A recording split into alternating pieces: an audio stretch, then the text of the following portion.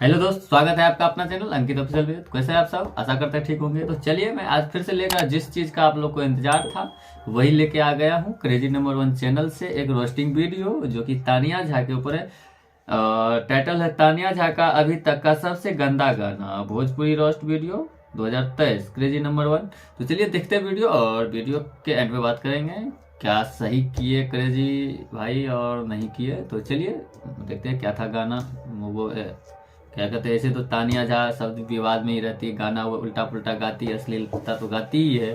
तो चलिए देखते हैं वो क्या बोलती है, क्या कहते हैं। तो चलिए स्टार्ट करते हैं, और वीडियो का ओरिजिनल लिंक आपको डिस्क्रिप्शन में मिल जाएगा, तो वहाँ से चेकआउट करना चाहो तो कर लेना। तो चलिए देखते हैं वीडियो, और वीडियो के अंदर बात करेंगे क्या था वीडियो। तो चलिए स्टार्ट करते हैं आज की वीडियो।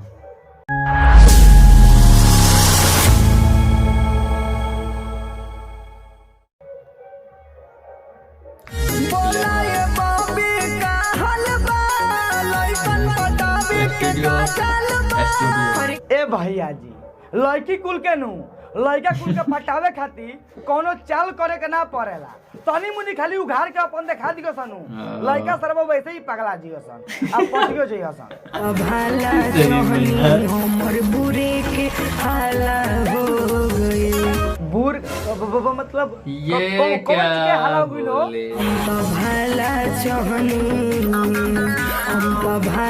सोहनी हमर बुरे के हाला हो गए। अरे यार, बोलने वाला नहीं है भाई, मैं नहीं तो मैं तो नहीं तू बोल सब करा सकता के हूँ भाला सोचेलू आ तोहरे बूर के का जाने करी पहुंच रही भौजी कौन सी कहतिया। अरे हम कहती तो हमार खड़ा हो जाता है। अब मतलब हमार लाज लागत है सही में यार। ना बताओ कहत भौजी के कहना नहीं बाबे कि हम सब करा का भाला सोचनी और हमरे बुरे मतलब हमार बुरा हो जाला।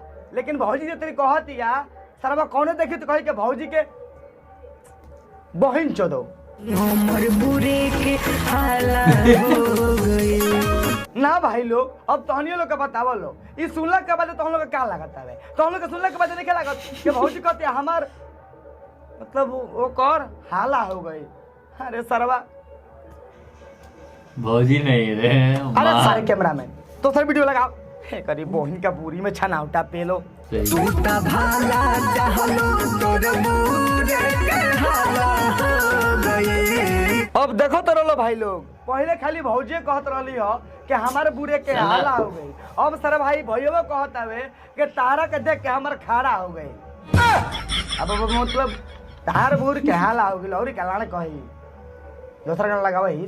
बुरा वाला भारी कैसे बूर फारी कैसे अब मतलब अरे सारे भैया तरी नीमन से कहो तो कौन सी कहते रे?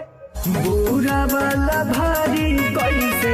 अरे सरवा तो खाली बहिन चोदई कौन सी कहता है समझ में नहीं पूरा आवत। गंदा है यार। सब गावो नहीं तो गोनिया में बैगन पेल दे भीतरा ढूक के सड़ जाई। गोइनी एगो गाना के तो फाटल कितने जाना के। ये। कौन चीज चेक करता रे? चेक करो तो नहीं के गोनिया हमार फाटल बा के ना फाटल बा का? ना अभी तक ले तो नहीं के फाटल। तोर फाटल बावे ना हमार त नहीं के फाटल। कोनो बात नहीं के आओ हमार लगे हम फाड़ दी। भाग सारे। मजाक कोई नहीं हो। गोइनी एगो गाना के तो फाटल कितने जाना के। तय भौजी अगर जइया हम तारा ऊपर एगो गाना गा देम ना तो तार फाटी ना फाट के चियर आ जाई। तार बहिन चोदो भाग। गोइनी एगो गाना के तो फाटल कितने जाना के। देखो भौजी हम चाहता नीनू कि तू गाना गा के फाड़, हम रोस्ट क के फाड़तनी कितना गोलन के ओकरा से हमर कोनो प्रॉब्लम नहीं कि तू गाना गा के कितना गोलन के तू फाड़ल चाहता रो। लेकिन हाँ हाई कौन सी करता है इशारा ना ही तबा मुठ हमारे की इशारा काहे करता बार बार। हमरा ई बात से तकलीफ बावे, ई बात से हमर झाड़ जोर के लाल हो गइल बावे ना सरवा। हेतरी हिलावे के का इशारा करते रे जो सरवा कहीं साइड में हिला के सेटिस्फाई हो जो ना लड़वा के गाना बार बार हिलावे के इशारा करता रे। सखी बानी बड़ी परेशानी में। अच्छा अरे तने मुझे आगे तू कहत रहलू हो के गोइनी ओ गाना के तो फाटल कितना जाना के अब अभी तू परेशानी में हो गइल बारू। पूछ तो भौजी से कोनो पटक के पेल देले बका।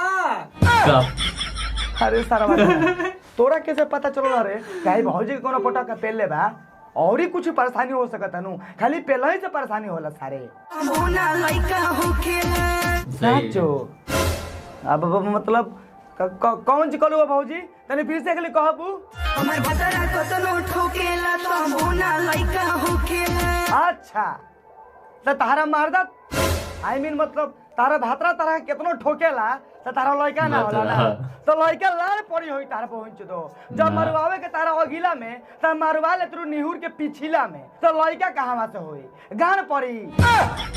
अब मतलब कितने लइका होई भाई हाउ इज पॉसिबल लइका होके ना करी नु ओइ से कहत नहीं कि सही टाइम पर सही जगह पर मरवावल करो बचा के लइका हो जियो सब ओकरा बाद कहबो काहे पैदा करनी है सर्व मारे ने पोटा बउवा के हक के गाड़ी में घूम लगा के घूमी है तो होना लइका होखेला। अरे सारे कैमरा में तोरा से कहनी है कि गाना में दोबारा लगाव रे कहनी है सरबत नहीं पेल के साथ दांत लग जी बुझाई के ना हटाओ सारे गाना ताबीज बनाई ऐसन सैया के दूध घट गया। काहे भौजी काहे लड़चो टेंशन बात करत रो ना हमरा के तू बताव सब भौजी बढ़ावल चाहत रहे अपना मरद के 2 इंच 3 इंच 4 इंच आ तू 2 इंच घटावल चाहत रो ना ई भौजी के जवन माइंड बनू आई कांट रीड दैट मतलब हमरा समझ में नहीं आवत कि भौजी कहल कौन सी चाहत रही तनी अगवा कहत लिए के हमर भातरा कितनो पेले असल तो मतलब हमर भातरा कितनो ठोकेला तो बोल लइका ना होखेला अभी कहत कि 2 इंच दवाई किया के कम करता नहीं अरे सारा कैमरा मैन नहीं तनी पूछ ली भाग सारे सारे पोटा ना मजाक कोई नहीं है ए भौजी भाग जा नहीं तो पेल के लाने पर खाड़ कर दे बुझाइल चढ़ली जवानी भइल बा मालपुआ चढ़ली जवानी अब मतलब चढ़ली जवानी भइल बावे मालपुआ अब मतलब मलपुआ ए भौजी तू हमरा देख के लागत हवे कि तारा जवानी कितना मलपुआ आ कितना ठेकुआ हो गेल बावे का जाने के पहुंच तो जवानी के मलपुआ में केतरी कन्वर्ट कर देला त हमरा ई आज तक समझ में नहीं खाइल सारा मलपुआ अलग चीज है यार आ जवानी अलग चीज है मलपुआ खाए वाला हो जवानी पेले वाला अब मतलब चीखे वाला है यार एक से ज्यादा हम का कह सकत नहीं भाई लोग ज्यादा बोलम सारा कैमरा में बार बार सारा साइड में हंसत है भाई लोग देख लो आज के बकचोदी यही खत्म करते नहीं आई होप कि तुम लोग देख के आज की वीडियो अच्छा लगल हुई और भाई लोग अभी तक आवाज हमारे सही नहीं के भाई अभी तक मतलब खांसी सही नहीं के भाई ठीक बा वैसे तो हम लोग का आवाज हमारे देखो तो बोलो पहले के वीडियो का आवाज और अभी का आवाज बहुत डिफरेंस हुई तो 2-4 दिन के अंदर में ठीक हो जाए तो बहुत बढ़िया बा नहीं तो 2-4 दिन यही तरी हमारे वीडियो का आवाज जाए वीडियो में ठीक ना अच्छा ये ठीक हुई भाई लोग ओकरा बादे तो गण फाड़ वीडियो आई सरवा गण फाड़ का ये फाड़ के वीडियो बनाए अपन ना समझ आलो सरवा कैमरामैन काहे बार बार तू चप्पल उठावे ले रे तोर ये फार्म हम कहनी हो नाम धइनी हो सारे हां सारे तो नहीं रख तो चप्पल नीचे रख हां रख इशारा तो कैमरामैन का ही था इस तरह टर्न देना अपने आप पर ले लेला भाई लोग देखो लो अगर वीडियो देख आज का अच्छा लगोली तो वीडियो का लाइक कर दियो लो अच्छा ना लगोली वीडियो को डिसलाइक भी कर सकत रहो और भाई लोग ये वीडियो बस एको मनोरंजन मजाक खातिर बनावल गई रहलो तो जे कोई भी वीडियो देख लो अपना दिल बना ली बस देख ले हुई और देख के हंसले हुई तो हंसले हुई बस भुला जे भाई लोग बस एंटरटेनमेंट पर्पस खातिर वीडियो बनावल गई रहलो और भाई लोग लास्ट टाइम और के कहत चाहते हैं कि प्लीज यार वीडियो का लाइक कर दियो लो प्लीज वीडियो का लाइक कर दियो लो ताकि यार थोड़ा हौसला जागी वीडियो बनाओ के न्यू वीडियो ठीक ना और मिलें जी फिर से नेक्स्ट वीडियो में तब तक के लिए बाय। तो भाई वीडियो तानिया झा का जो उसको मिलना चाहिए वही देता है ये क्रेजी नंबर। अरे इतना अश्लीलता कोई गाता है ये पूरा माइंड इसका लगता है घिसका हुआ है पता नहीं कहाँ से ऐसे शब्द बोलने में भी इसको कैसे स्टूडियो में बनता होगा 2-4 वहाँ पे लड़का रहते हैं और उस बीच में एक लड़की कैसे बोल लेती है हमको भाई ये लड़की नहीं है तबाही है जो हो ये बेकार है इतना अश्लीलता नहीं गाना चाहिए होता है थोड़ा पर्दा के साथ गाती तो चलता है ये पूरा ओपनली गाती है ऐसे कौन यार हमको तो बहुत ये होता है तो चलो जो जिसका है वो करता है, उस पर अपना लोग मनोरंजन के लिए देख लेते वीडियो। और क्रेजी नंबर 1 तो उसको उखाड़ के दरवाजा लगा दिया गांठ फाड़ के। तो चलिए अब मिलते हैं नेक्स्ट वीडियो में, तब तक के लिए मेरा चैनल को सब्सक्राइब करके बेल आइकन दबा देना, क्योंकि आने वाला वीडियो का नोटिफिकेशन आपको सबसे पहले मिले। और लाइक भी नहीं कर तो लाइक भी करना यार, नहीं अच्छा लगे तो डिसलाइक भी कर देना, कोई बात नहीं है। तो चलिए मिलते हैं नेक्स्ट वीडियो में, तब तक के लिए बाय।